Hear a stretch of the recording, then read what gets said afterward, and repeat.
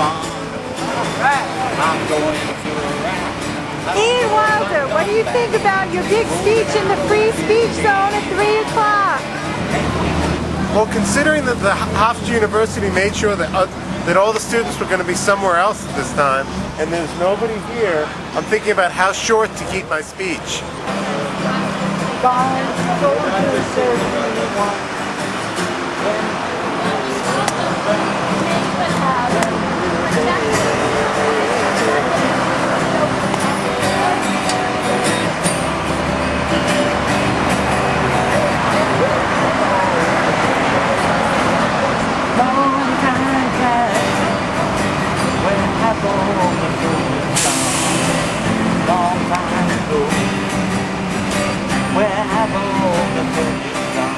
Gone to graveyards, everyone.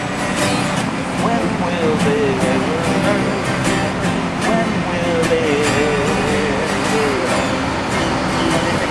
Yeah, my name's Johnny Phillips. Stop the war. Thanks. Yes, thanks. Person. Oh yeah. This is Sister Jean Clark. I'm behind bars here. That's because we are in the free speech zone, which is jail, and you're on the other side. Well, I'm real happy to be here because I want to be with the people standing for taking our country back. And I'm certainly hoping that we come to some more justice and peace and the rule of law, getting out of Iraq.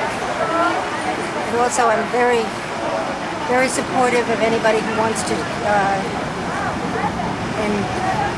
clean up the environment, be good to Earth. So these are all the things that I'm here for. Hello, everyone. As the first speaker of the day at the Free Speech Zone, I feel a responsibility to thank Hofstra for setting up these facilities. Unfortunately, Hofstra scheduled against this events for the student on the South Campus to see student organizations talking about issues rather than the activists that are scheduled to speak here at the Free Speech Zone. I think it would have been a much better education. Just as yesterday when I was here live blogging, Hofstra was kind enough to have historical reenactors of Abraham Lincoln, of Frederick Douglass, Victoria Woodhull, and Teddy Roosevelt. Now, it was wonderful to have them, but they're all dead third-party candidates. Hofstra was not interested in input from people as to inviting the live third-party candidates to come speak on campus, because there are 6 altogether candidates nationwide who are on enough ballots to win the Electoral College, but there are only 2 that are speaking on the debate on campus tonight. As you can guess, I am supporting Cynthia McKinney for president. She is the Green Party candidate. My name is Ian Wilder. I'm former co-chair of the Green Party of New York State. I've been busy campaigning for Cynthia, who is a former 6-term congresswoman, and her running mate for vice president, Rosa Clemente, who's a hip-hop activist and journalist. The media has focused a great deal on the personal narratives of the candidates, which are intriguing to say the least. But I find that the candidates' willingness to actually take positions on issues that matter tell me more about their character. The first one is something that I've started discussing at the beginning. The debate tonight shows that McCain and Obama are not interested in the Democratic debate. Why do I say that? Because the debate tonight is run by the Commission on Presidential Debates. They are no more than an arm of the Democratic and Republican parties. The commission is headed by former chairs of those 2 national parties and funded by the same large corporations that also fund those 2 parties' conventions. My candidate, Cynthia McKinney, on the other hand, believes in open debates. She doesn't believe in taking corporate donations. And she has spoken again and again for a debate system where all the candidates who can be elected president have a chance to address the public. What issues are you asking could the public hear about if there were more candidates? Well, for instance, single-payer universal health care. That's a system that exists in other industrialized nations, but both Obama and McCain oppose it. Both Obama and McCain have health care plans that leave the overpriced insurance companies in charge of health care and just set up a way for the government to fund the insurance companies more. The Obama-McCain campaigns will merely make the healthcare system more burdensome to consumers and to business. The insurance companies take about a 25%. Let me do a Joe Biden here and repeat that. 25% overhead on healthcare insurance, while government-run insurance plans only cost about 1%. The McCain-Obama plan leave hundreds, yes, hundreds of private and public healthcare bureaucracies in place. Switching to a single-payer universal healthcare system would be self-funding by cutting out this wasted money and time. The Green Party candidate, Cynthia McKinney, supports single-payer universal health care. As McKinney said during a nomination acceptance speech, an insurance agent should not become between a doctor and her patient. Senators McCain and Obama also support this trillion-dollar bailout of Wall Street. They even agree on the talking points of changing the description of this bailout to call it a rescue plan to make it more consumer-friendly. The same fear tactics that we used to railroad the U.S. into the Iraq War were used to pass this trillion-dollar surge for Wall Street.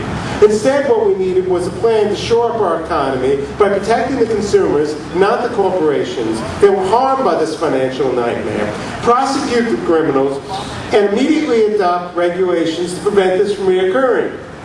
Green Party candidate Cynthia McKinney has set out such a 14-point plan. On August 29, 2008, there was an Associated Press article describing the similarities between the Obama-McCain agendas. In fact, they went as far to call it the McBama agenda. One point agreement between Obama and McCain in that article is that both would open up offshore drilling. Yes, they disagree about extent, but they both agree about opening it up. Offshore drilling would not be an immediate or long-term solution to our problems. It would produce oil in 10 years from now. Furthermore, it would just be throwing more money at an oil-based economy. We need the equivalent of an Apollo project to make the switch over to an economy based on renewable energy sources such as wind and solar. Despite both McCain and Obama's support of nuclear energy, we need to avoid veering back down that dangerous path, which is an economic, safety, and security disaster. Green Party candidate Cynthia McKinney has said, "Leave the oil in the soil."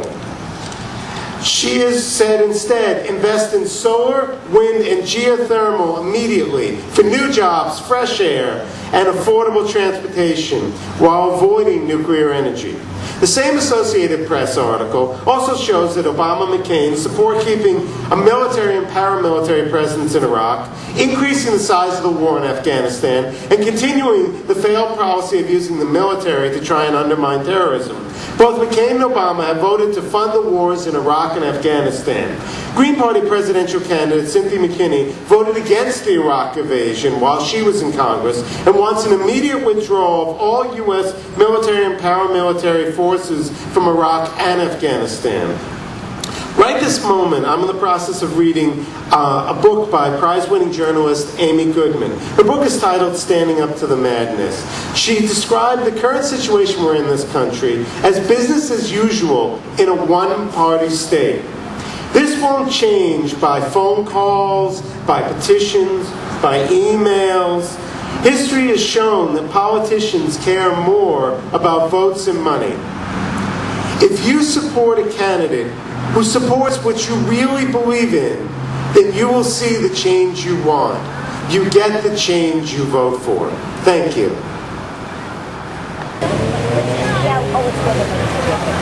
Where did you come? We're from Long Island. Did you come with the city? Oh, yeah. You want to say anything on tape? Go Greens! That's pretty good. That about says it all. Both candidates have promised to surge in Afghanistan and a commitment to continue the war on terrorism until our enemies, Al-Qaeda, the Taliban, perhaps Iran, are defeated and Osama bin Laden is killed or captured. Consequently, our promise to the American people will change from the politics of the last 8 years. All we have truly been offered by both candidates is more of the same.